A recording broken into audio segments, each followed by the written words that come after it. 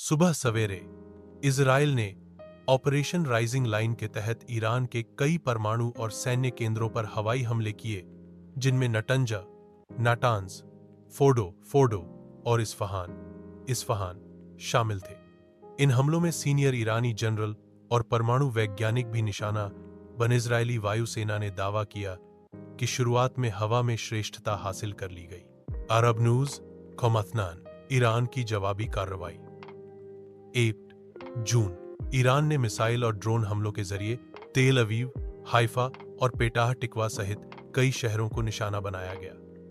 लगभग 500 से अधिक मिसाइलें और हजारों ड्रोन लॉन्च किए गए, जिनमें से इजराइल की रक्षा प्रणाली ने अधिकांश को निष्क्रिय कर दिया। 16 जून को एक ईरानी मिसाइल ने बियरशेबा के बड़े अस्पताल सोरोका को निशाना बनाया। कम से कम 50 लोग घायल हुए, भारी तबाही हुई और केमिकल लीक की भी खबरें आईं। पना 3 परिणामी अमेरिकी हस्तक्षेप। 22 जून अमेरिकी नौसैनिक जहाज लिबर्क क्लास ने ईरानी बैलिस्टिक मिसाइलों को SM रॉकेटों से तबाह किया और अमेरिकी वायुसेना ने ईरान के 3 परमाणु केंद्रों फोर्डो, नटंज और इस्फहान पर बंकर बस्टर बमबारी की।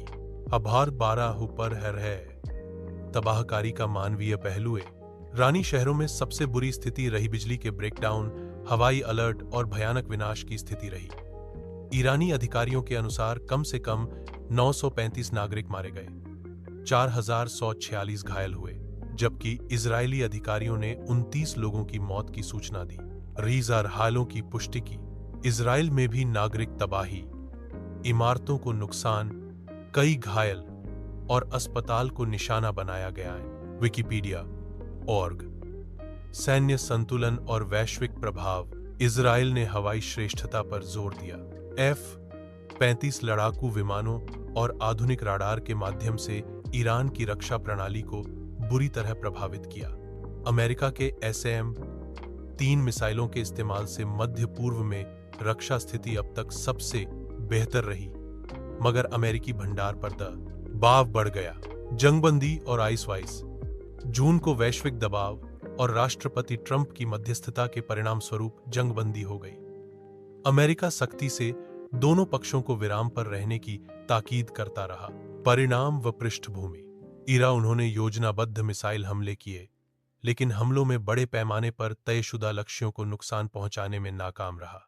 इजराइल ने अपनी शुरुआती कार्रवाइयों से हवाई श्रेष्ठता हासिल की और अपने हमलों में बड़े लक्ष्यों को निशाना बनाया, को नष्ट और तबाह किया। मानवीय क्षति असाधारण है। ईरान में सैकड़ों लोग मारे गए। इजराइल में अस्पताल सहित इमारतें तबाह। वैश्विक प्रतिक्रिया।